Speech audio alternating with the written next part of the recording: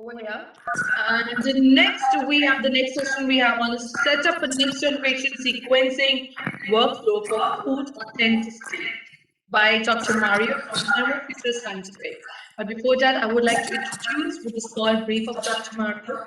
He's PhD in molecular biology and microbiology, New University of Lisbon. Presently is R&D senior staff scientist at Thermo Fisher Scientific, focused on NGS applications for food protection.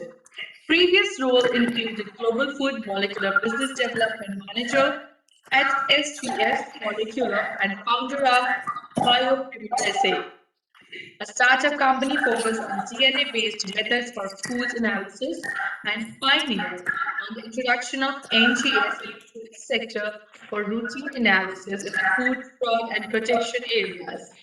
Actively involved as an expert in the standardization of molecular biology methods. Now I would like to introduce Dr. Mario, Senior Scientist, Thermo Fisher Scientific, on screen. Thank you. Thank you very much for the introduction. Thank you very much for the introduction. I will be during this session in this half an hour. I will be talking a little bit more on detail about what Indranil just presented before in terms of our NGS workflow that we have presently at Thermo Fisher Scientific. So I will go to look a little bit more about how the different steps work in more technical details. I encourage you to ask us any question you may have in terms of any other topic or any other kind of sample that you may be interested to analyze using NGS, because we are here to also support you and to try to work with you with any type of custom in-house method that you may want to introduce based on our technology. Can I go to the next slide, please? Thank you.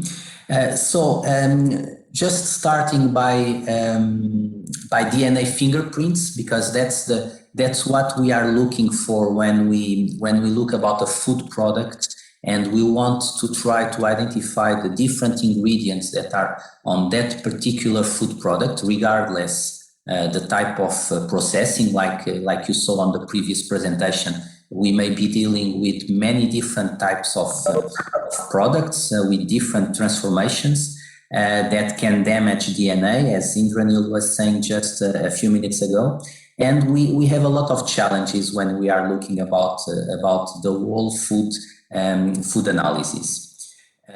So when we look about the DNA fingerprints, what we are trying to obtain is a unique fingerprint from a food product, and that fingerprint we can be looking for the meat content, we can be looking for the fish content or seafood or plant content or microbe content. So regardless what is the content the type of species that we want to look for, what we need to obtain is a DNA fingerprint that is unique for those species that we want to identify. And this is very much useful when we use DNA-based methods, because we know that they are very much sensitive. So DNA is a very strong molecule. So it's a molecule that can resist to highly transformed processes, high pressures, high temperature. There is a limit, of course, on the DNA molecule, but it is a pretty much resistant molecule. So it's very good to use for food analysis. Then we also know that DNA sequencing, and if we look about the scientific knowledge and about taxonomy, and if you are working on specific fields about taxonomy, you know that when you need to describe a new species, it's always mandatory to have the sequence of that new species. Okay, sometimes it's only a small portion of the DNA. In the past, it was, for example, for bacteria, it was mostly the 16S. Now there is a request for almost full genome. But what is important here is that DNA sequencing and having access to the sequence of the organism is really the gold standard for species ID. So which is great because what we are doing here is using next generation sequencing, where the basis is exactly DNA sequencing, which is that gold standard when we want to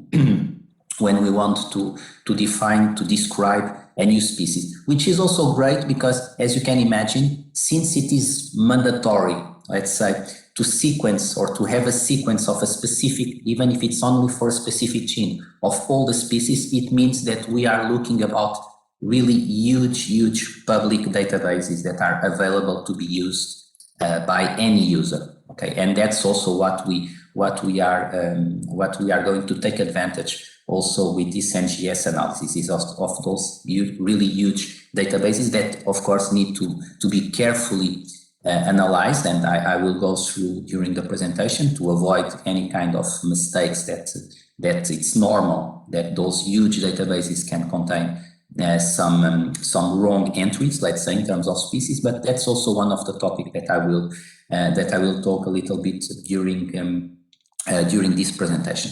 So the idea is really to be able to identify the ingredients on the food product, regardless for any kind of food ingredient that we may be talking here, if it's meat, fish, plants, or any other ingredient. Next slide, please. Okay, so here I listed some of the let's say the top adulterated foods, so that maybe you will find additional ones. And like I was saying at the beginning, if you are interested in a particular type of food, please contact us and we can support you for that specific type of food. If it's the case, we are here for that. But among the different type of food products, we may be talking about honey, for example. Okay, starting by the top of the list, honey, where we can look about the species, the pollen, so we can identify the botanicals that were used by the bees to produce the honey by analyzing the pollen, instead of using the classical microbiology approach for pollen morphology. We can extract DNA from the pollen that is contained on the honey, and we can identify the different plant species, and at the same time to know if we are talking about a monofloral honey or a polyfloral honey, or if we are identifying some kind of regional plant species. We can associate the honey in terms of origin also by looking in terms of the biodiversity, in terms of plant diversity on geographical regions, and correlating it with the pollen analysis that we obtain.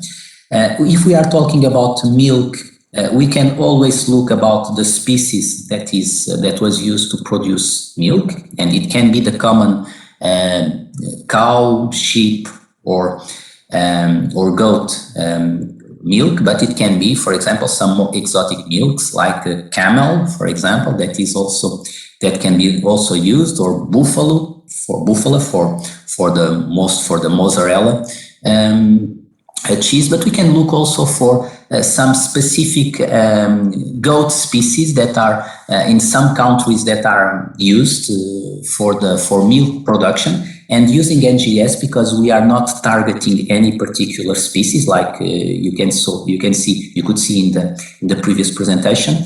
We are targeting animal species, so we are able to know exactly what are the animals, or what is the animal that produced that particular milk. If we move to meat, well, it's a classical example. So for this one, in most cases, we have the idea is really to know about the meat species, and again, we can use it in almost any kind of products. For fish and seafood, we are talking about the same. So no problem in terms of identifying the fish species or any kind of seafood coming, and on the seafood, we are talking about mollusks, about crustaceans. So it's a very, very broad approach that we can use for NGS. About tea and coffee, also we can identify.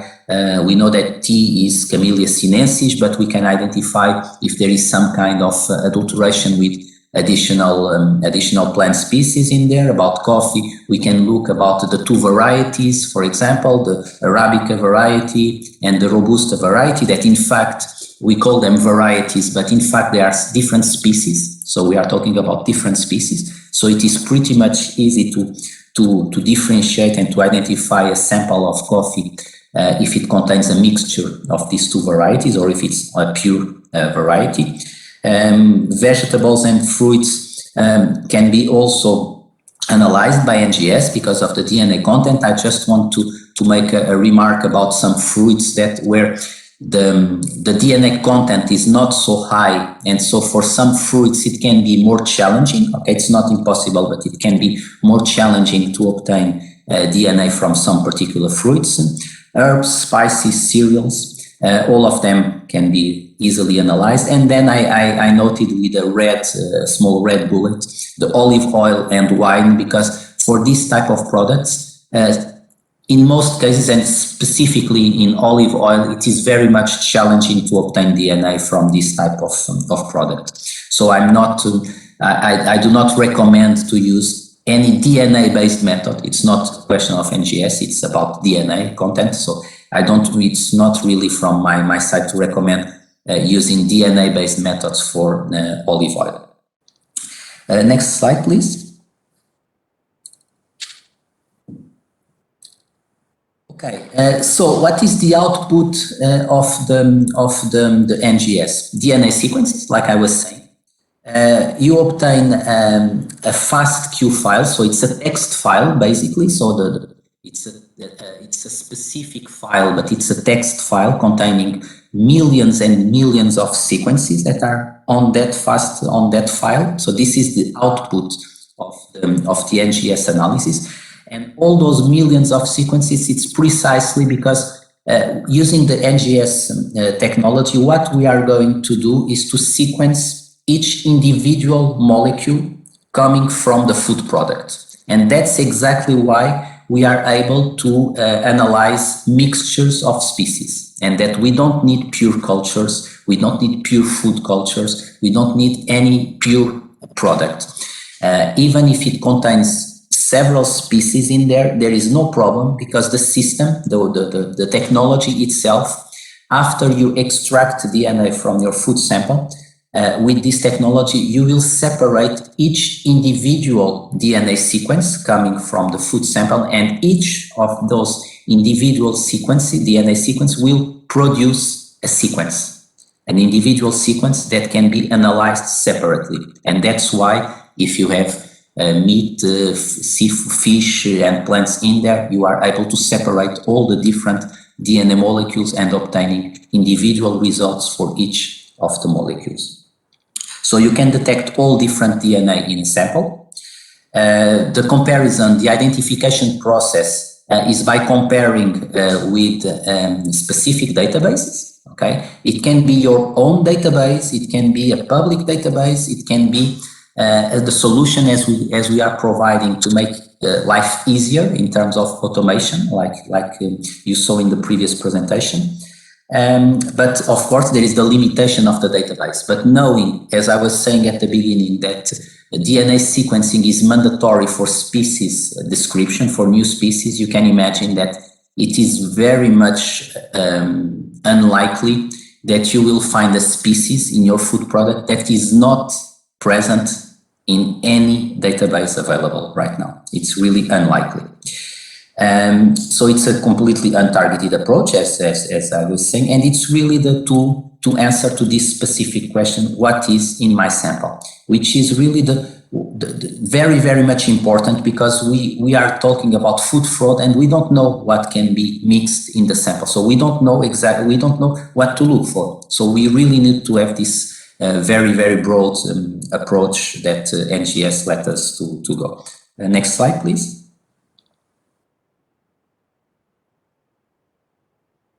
Okay, so just three types of products that can be analyzed. A meat product, and it can be highly processed. It can be a canned meat product, which is really, really processed, where DNA is highly fragmented. And we can look about the meat content. What is the meat species in there? The same, for example, with canned tuna. We can take a can of tuna and we can identify if it is yellowfin, big eye, albacore, skipjack, or any other tuna species or any other fish species that can be in the can. Herbs and spices also was referred many times, so I will not take too long here to really to look about the different species in that. Next slide, please. So let's look about more deeply about what is behind this nice workflow that we are presenting from Thermo Fisher, and what is needed to provide a solution, and how it works so easy and so nice in terms of results. So I would say that you have here the 4 steps. DNA preparation or DNA extraction is something that is pretty much familiar for everyone, I'm sure. Then you have the 3rd step, that is sequencing, which is also, regardless the instrument that you are using, the output is that FASTQ file, so that text file containing millions of sequences. And so really the most important part of the workflow are the library preparation, so how you prepare your DNA for sequencing, and then the last step, which is the data analysis. So on the library preparation, you need to look about the targets that you are going to analyze. And when I mean target, I mean genomic targets. I mean, what are the genes that you are going to look for? What are the DNA regions that you are going to look? Are they nuclear? Are they plastidial, as we will see in the next slide? So you need to define what are the most appropriate genes and genomic regions that you want to sequence to really obtain a reliable identification of the species that you want. And as you can imagine, you want to have those genomic regions the most universal possible among the species, because what you want to do is, with a few DNA sequencing analysis, really to obtain the sequence of those genes that are present on the database that you are going to use, and to obtain a reliable identification by matching your sequence with the database. So you need to define primers, okay? Usually we are talking about universal primers, so those primers that amplifies in most of the organisms that you want to look for. So primers that amplify specific regions in most of the meat species, in most of the fish species, in most of the plant species. That's what you are looking for. And then you may want to use what we call, depending on the technology that you are using, the NGS technology that you are using can be called a barcode or a sample index. And basically, I will show this in more detail in the next slide, but it's a unique identifier for your sample, as I will go in the next slide. In terms of the data analysis, then can we go back to the previous slide, please? Okay, thank you. Just to mention that on the last part, so the data analysis, I'm going also to talk a little bit about it, but it's very important to use reliable databases. Okay, so that's really the most important, because your result will depend on the reliability and the confidence of your database. Next slide, please. Okay, so like I was saying, in terms of the pre-wet lab bioinformatics pipeline, because the bioinformatic part is probably the key of a successful NGS workflow, and that's what we brought together in this automatic workflow. Is everything that I'm saying today in this session, it's what the kits that we are providing in our automated workflow and the software that we are providing are doing automatically for you. So you don't need to be worried about this, but it's important you to know how does it works. And also it's important for us that if you think that there is any additional target, any additional idea that you may have, that you can approach us and we can discuss, and eventually we can look about new strategies together with you.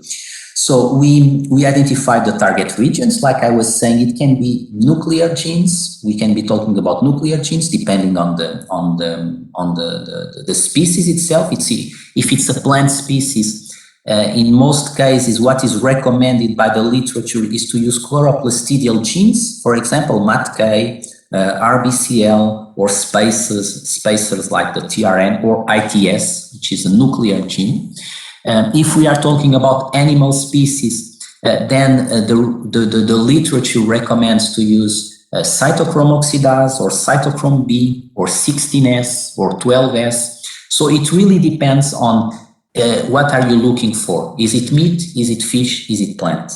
Because based on this, and to take the most advantage of the known databases that are available, it's very important that the region that you are going to sequence is first recognized internationally as the recommended one for a reliable identification, and also that it is mostly present on the database that you are going to use for identification. Because it doesn't make sense to sequence a specific gene for a specific food sample if when you are going to compare it against the database, that gene sequence is not there. So you need also to confirm this. You need to use the genes that are most complete on the databases. And these are the ones that we are using because it's also what the science is recommending us to use.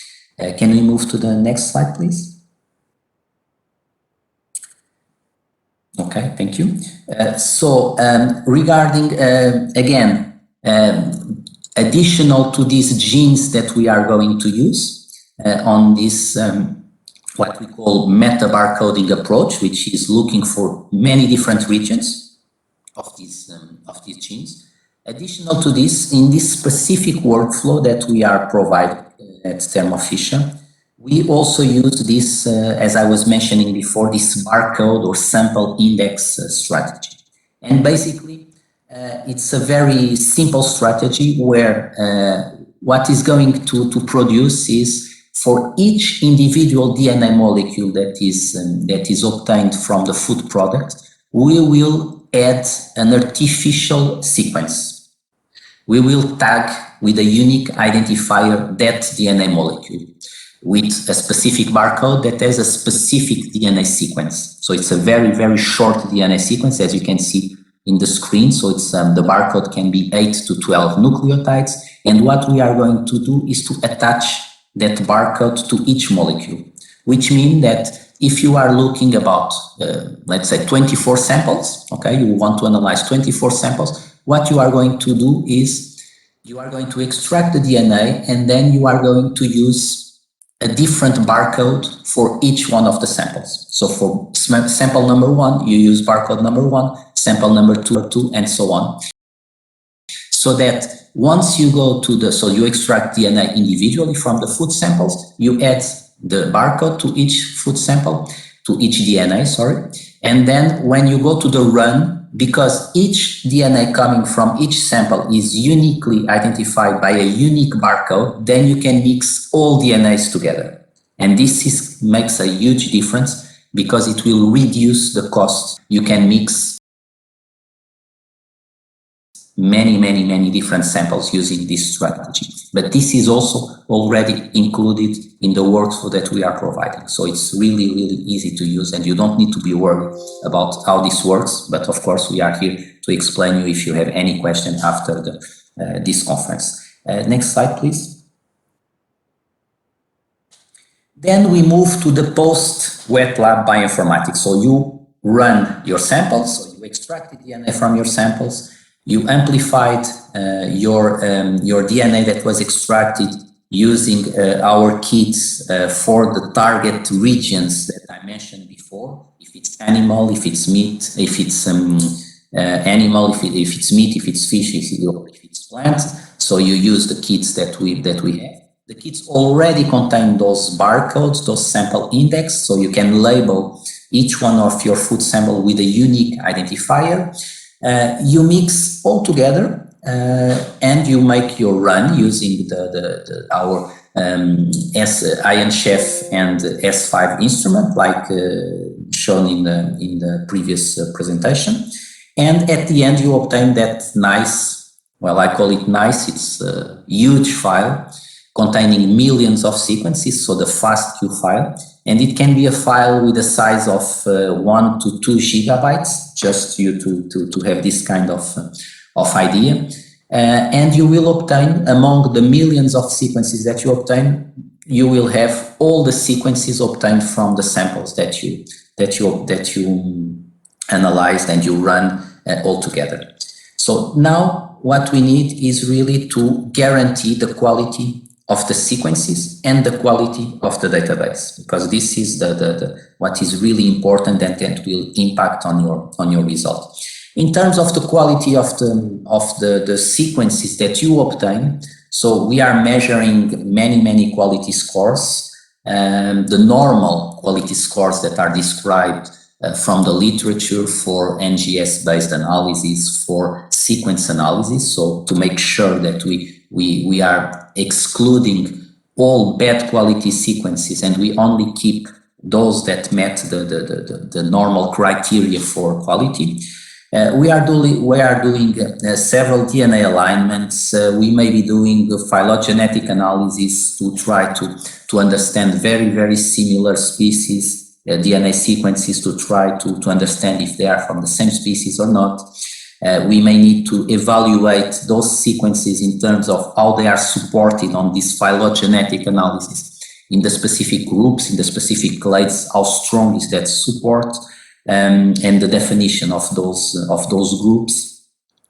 And we also need to know that in some cases, some species we are not able to identify at the species level, because we are talking about very closely related species, and we can only identify them at the genus, or in some cases even at the family level. So this is also what the software is going to do, and that's what the software that we are providing is going to show you as the result at the end of the workflow.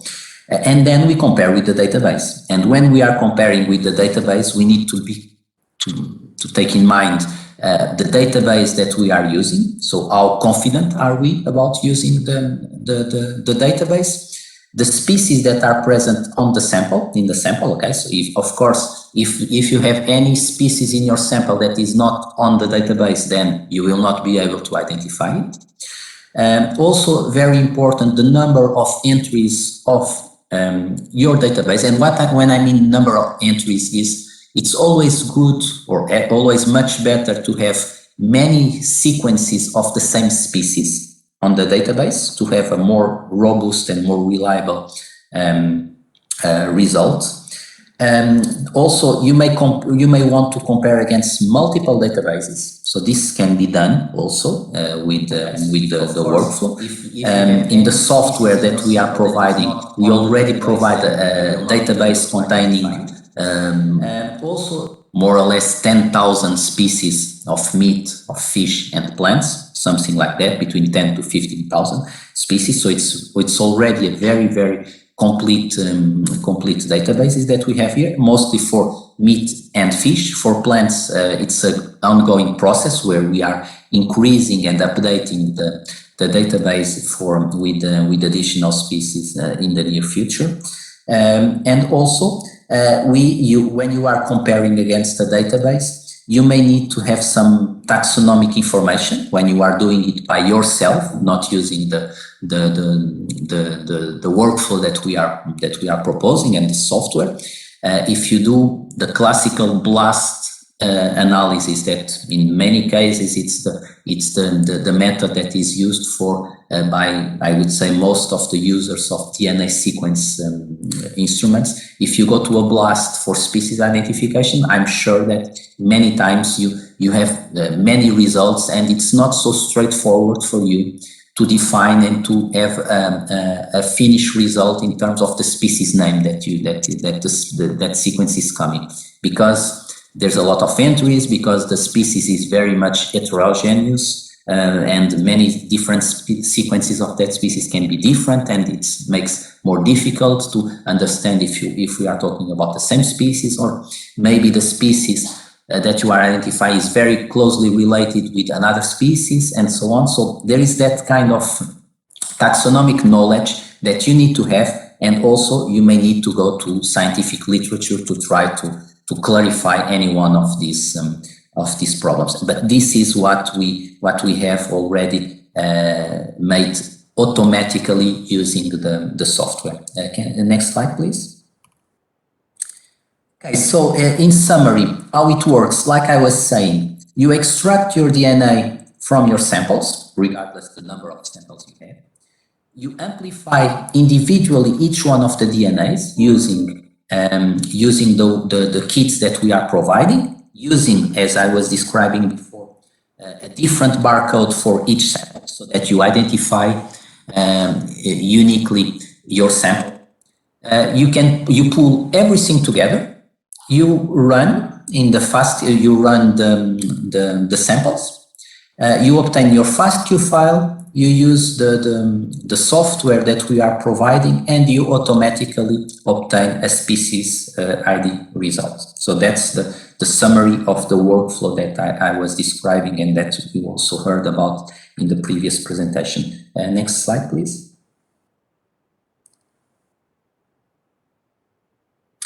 With this, and this is really my last slide, so you can obtain really reliable ID results in complex samples. We use that mini barcoding approach with very, very small DNA fragments. And you can obtain a result in 24 hours time. Okay, so it's what you can expect if there is that need really to process, I would say, almost any kind of food product to obtain the list of ingredients about meat, fish, plants, etc. Next slide, please. Okay, and so thank you very much for your time, and of course I hope that you will have many questions after at the end of the conference, and do not hesitate to contact us after the conference if you need some more information. Thank you very much. Thank you, Dr. Mario, for your presentation. And